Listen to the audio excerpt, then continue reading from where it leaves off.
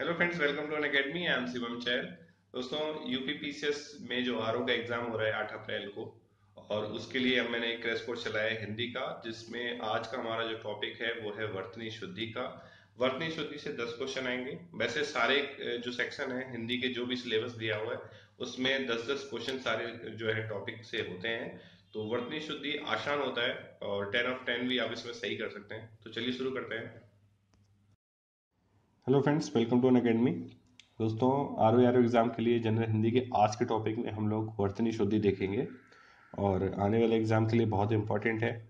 वर्तनी शुद्धि में कुछ शब्द हैं जिनको हमें थोड़ा सा याद करना जरूर पड़ता है, लेकिन बहुत चांसेस रहते हैं सही होने के। इसमें दो तरह से क्वेश्चन आता है। एक तो सेंटेंस से क्वेश्चन आएगा आपका जुड़ा हुआ, और या तो एक कई बार वर्तनी शुद्धि को लेके आता है। कई बार सेंटेंस सही है नहीं है, उसमें शब्द ज़्यादा है, ठीक है, सही होना चाहिए ऐसे वर्तनी शुद्धि। और प्लस जो है कुछ पूछा था कि इसमें से कौन सा शब्द ऐसा है जो गलत लिखा हुआ है या कौन सा शब्द ऐसा है जो सही लिखा हुआ है, तो ऑप्शन में रहते हैं ABCD में। तो इस तरह से ही आज हम लोग इसको देखने वाले हैं। तो चलिए शुरू करते हैं। अब देखिए यहाँ पर पहले वाले में अनुग्रहित को उन्होंने लिखा है। यहाँ पर देख लीजिए, सब में हल्का हल्का हल्का हल्का सा कुछ ना कुछ जो है वो डिफरेंस है। जैसे अनुग्रहित, ये सारे के सारे अनुग्रहित लिखे हुए हैं, लेकिन कहीं ना कहीं थोड़ा थोड़ा सा डिफरेंस है। जबकि इसका सही आंसर जो है वो वी होगा, ठीक है। तो अनुग्रहित जो है वो इस तरह से लिखा जाता है, ठीक है, ये इंपॉर्टेंट है। अशुद्ध का चयन करें, ठीक है। इसमें से कौन सा शब्द ऐसा है जो अशुद्ध है, उसका आपको चयन करना है। अभी सोचिए इसमें शोचनीय, भास्कर, ज्योत्सना और वाग्मय, ठीक है। अशुद्ध का चयन करना है आपको कि इसमें से कौन सा ऐसा शब्द है जो अशुद्ध है। तो आप देखिए, भास्कर में यहाँ पर जो है वो गलती की गई है, ठीक है। तो यहाँ पर भास्कर जो है वो गलत लिखा हुआ है। उसके बाद अगला क्वेश्चन है कि इसमें से आपको अशुद्ध का चयन करना है कि इसमें से कौन सा जो है वो अशुद्ध है। तो अंतर्धान, अनुग्रहित, आध्यात्म या अधीन। तो यहाँ आप देखेंगे ऑप्शन सी का जो सही है वो अध्यात्म होता है, ठीक है। आध्यात्म जो है वो नहीं होता, ठीक है। अगला है शुद्ध का चयन करें, इसमें से कौन सा है जो शुद्ध है।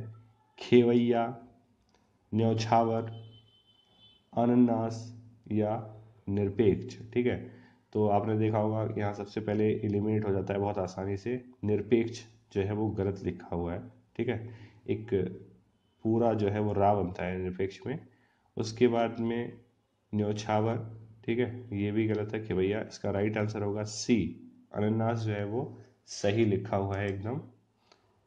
उसके बाद में बात आती है शुद्ध वर्तनी। इसमें से ढूंढनी है शुद्ध वर्तनी क्या है। षट दर्शन, अनापेक्षित, क्लिष्ट या पर्यवसन, ठीक है। तो क्लिष्ट नहीं होता, क्लिष्ट होता है, ये तो गलत हो गया। अनापेक्षित नहीं, अनपेक्षित होता है, तो ठीक है, आँख का डंडा गलत लगा हुआ इसमें। और सट दर्शन, ये षट दर्शन होता है, ठीक है, डा बनेगा तो षट दर्शन होता है। सट दर्शन यहाँ लिखा हुआ, ये भी गलत है। तो इसका राइट आंसर है ये है पर्यवसन। अब देखिए, इसमें दिक्कत क्या होती है कि जैसे कुछ शब्द ऐसे होते हैं जो हमने सुने नहीं होते, तो उनकी वर्तनी हमें जज करना आसान नहीं होता, ठीक है। तो कई बार कोशिश करिए जो नॉर्मल क्वेश्चन है उनकी वर्तनी अच्छे से याद रखें, और जो नहीं, ताकि जब कभी पूछा जाए तो जो हमें शब्द नहीं आता उस पर हमारा ध्यान ज़्यादा रहे। अगला है शुद्ध वर्तनी में। इसमें ढूंढना है कि कौन सा ऐसा है जो शुद्ध लिखा हुआ है, ठीक है। यहाँ देख सकते हैं आप, सारे शब्द देखेंगे तो आपको एक सा ही लगेगा, लेकिन इसका राइट आंसर है वी, उन्नयन। इसी तरह से लिखा होता है उ, अधना, ना या और ना, ठीक है, उन्नयन। वहीं आप उन्नयन के बाद में सेम क्वेश्चन जो है वो करेंगे अगर उज्ज्वल को लेके, उज्ज्वल कैसे लिखा होता है। तो यहाँ देख सकते हैं सारे के सारे अलग लिखे हुए हैं, जबकि इसका राइट आंसर है वी, उ और आधा जा, ठीक है। दो बार आधा जा बनेगा, इसमें बड़ा जा नहीं बनता, वा और ला बनेगा, ठीक है। तो इसके बाद में उन्नयन में जबकि आधा ना के बाद में ना पूरा बनता है, लेकिन उज्ज्वल में जो है आधा जा ही बनता है दोनों बार, ठीक है। तो इसमें उज्ज्वल में और उन्नयन में ये डिफरेंस है, दोनों को अच्छे से याद रखें इसको। उसके बाद में अगली शुद्ध जो वर्तनी है उसमें होता है आविष्कार, देवार्षि, निशब्द और जमाता, ठीक है। तो इसमें आपको देखना है कि इसमें से कौन सा जो है वो सही है। तो देवार्षि नहीं, देवऋषि होता है, निशब्द भी गलत है और जमाता, ठीक है। इसका राइट आंसर होगा आविष्कार। आविष्कार जो है वो सही लिखा हुआ है। अगला शुद्ध वर्तनी में दिया है राज्य महल, कोमलांगिनी, निरोग और अक्षौणी, ठीक है। अक्षणी जो है, तो इसमें कौन सा जो है वो शुद्ध वर्तनी है। राज्य महल गलत है, राजमहल होता है, राज्य महल नहीं होता। कोमलानी गलत है, और निरोग में भी जो है नी गलत लिखा हुआ है। निरोग में ये वाला जो नाम मैं बना के दिखा रहा हूँ आपको, ये बनेगा, ठीक है। तो निरोग भी ये गलत लिखा हुआ है, तो इसका सही आंसर जो है वो डी है। अक्षौणी जो है वो सही लिखा हुआ है एक तरह से। उसके बाद में देख लेते हैं वर्तनी, शुद्ध वर्तनी में श्रृंगार की शुद्ध वर्तनी कौन सी है, आपको देखना है इसमें। तो इसका राइट आंसर मैं बता दूं, 20 का राइट आंसर है, ठीक है। इस तरह से जो है लिखा जाता है श्रृंगार, बाकी सारा गलत है, ठीक है। कुछ ऐसे हैं जो लगातार क्वेश्चन से बनते हैं और छोटी सी गलती से गलत हो जाते हैं। तो देखिए श्रृंगार इस तरह से लिखा जाता है।